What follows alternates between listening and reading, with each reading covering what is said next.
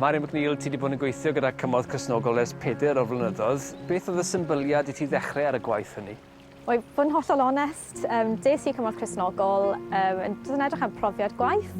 Wir, o'n i yn ddiarth i Cymorth Cristnogol, ond rili eisiau darganfod sut byswn i'n gallu gwasanaethu Duw yn pwy bynnag gyrfa da fe mewn golwg i fi. A dim am eiliad wedi meddwl byswn i'n benni lan yn gweithio yn llawn amser dros Cymorth Cristnogol. A beth am dy waith di o ddydd i ddydd? Beth wyt ti'n neud?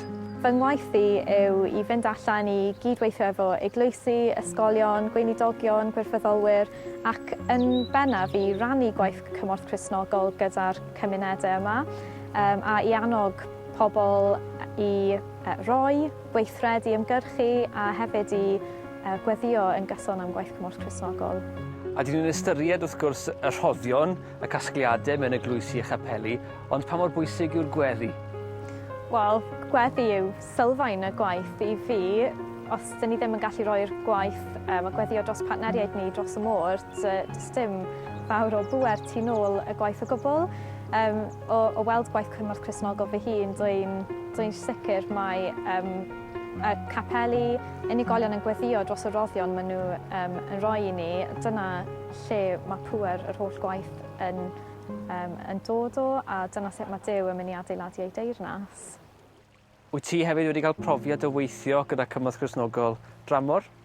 Do, tua 4 mlynedd yn ôl ges i'r cyfle i fynd i Cambodia efo Cymorth Cristnogol, a dyna oedd taith cyntaf fi wir i gwlad mor dlawd.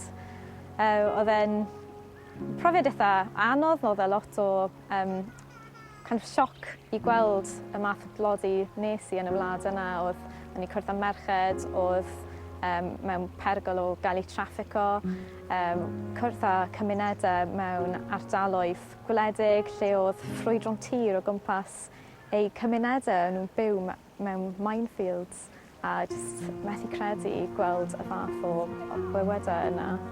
A fel o ti'n gweld yr elusen yn trawsnewid y sefyllfa yng Cambodia te?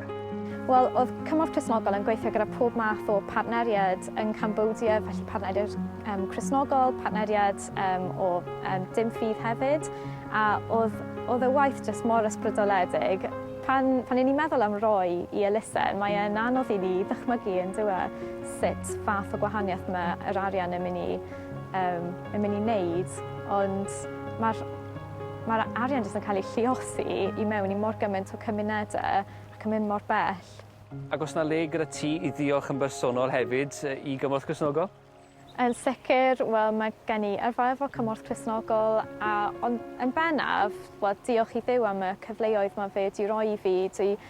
Dwi wedi tyfu yn ffyddi, yn gwybod sut i ymateb i fath bethau mawr fel tlodi byd eang, a yn gallu rhoi clod i Duw trwy'r hyn dwi'n gallu wneud yn y mywyd i a rannu hynna gyda eraill.